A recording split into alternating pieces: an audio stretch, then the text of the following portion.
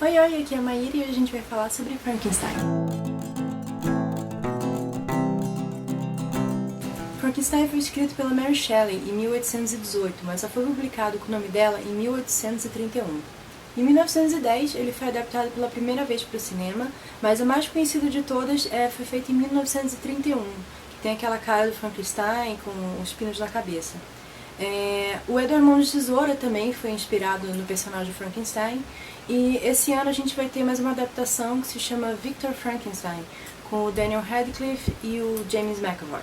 Frankenstein, ou Moderno Prometheus, é contado através do Robert Walton, que é um desbravador que está numa expedição para o Polo Norte, e nas cartas que ele escreve para a irmã dele para contar sobre a expedição, ele acaba entrando na história do Victor Frankenstein. Eles estão atolados numa geleira e ele encontra o Victor perdido no mar. O Victor conta pra ele a história de toda a vida dele, desde a adolescência até quando ele vai para a universidade.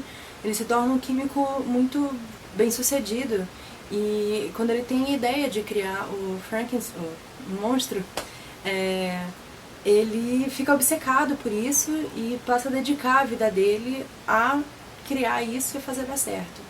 A questão é que quando ele finalmente consegue fazer dar certo, ele fica horrorizado pelo que ele criou e ele abandona a criatura dele e resolve voltar para a cidade dele e tal, sem contar nada pra ninguém do que foi feito, e ele volta para a família dele, para a cidade dele.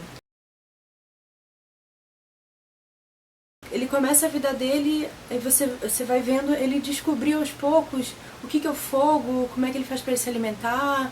Então, ele não tem preconceitos nenhum, ele não tem nenhuma noção de moral. O que ele sabe da vida, ele sabe que ele observou os humanos, e só de observar ele pôde ver que alguns iam tratar ele mal, sem ele saber porquê, e outros ele só observava e admirava, e aprendendo a falar, e aprendendo a escrever. A gente fica sabendo pelo Victor, quando ele vai até o Victor e fala que ele não aguenta mais essa solidão, né, que ele vive, que ninguém nunca, nenhum humano vai aceitar ele do jeito que ele é. Ele pede para o Victor fazer uma fêmea para ele.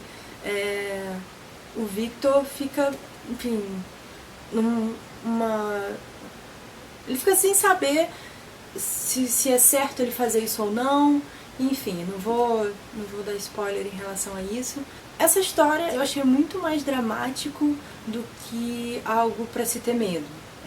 Ele é tão dramático que em alguns momentos pode até ficar um pouco cansativo, um pouco pesado, mas eu acho que ele faz muitas reflexões, tanto da vaidade do Victor, né, essa questão de ele ser Deus e querer criar, e como ele horrorizado fica de ter se colocado nesse papel de Deus. E a própria criatura o monstro, né, que não se chama Frankenstein, é um monstro, ele nem tem nome durante a história, como ele sofre o preconceito das pessoas, como apenas por ele ter essa coisa deformada, que ele é um monstro, sei lá, de quase 2 metros, ele tem, né, essa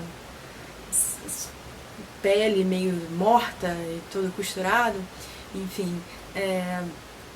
e ele sendo a pessoa mais pura e sem fazer nada, só por ser quem ele foi totalmente rechaçado por todos, até o Deus dele, né? O Victor tem uma aversão absurda a ele, mas a minha percepção, eu fiquei emocionalmente muito mexida com essa história.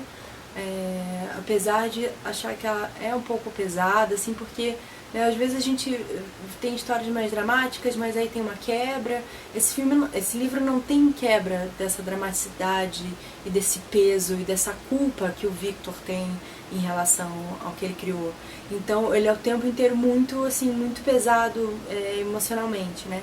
Então eu acabei, né, você fica meio exausto, assim, quando você termina de ler, mas de forma alguma isso vai ser um livro ruim. Eu acho que é uma obra maravilhosa. Eu terminei, assim, de ler e tive que abraçar, porque aqueles livros que mexem com a gente acabam, né, ressonando depois, e acho que é por isso que eu também quis trazer aqui para conversar com alguém, para também ter outras ideias, outras percepções que eu não tive em relação a isso. E Enfim, é isso, ele vale muito a pena de ser lido, eu acho que é um livro que tem que ser lido. E essa edição aqui que eu tenho é uma edição muito bacana, é uma edição da HarperCollins, eu acho.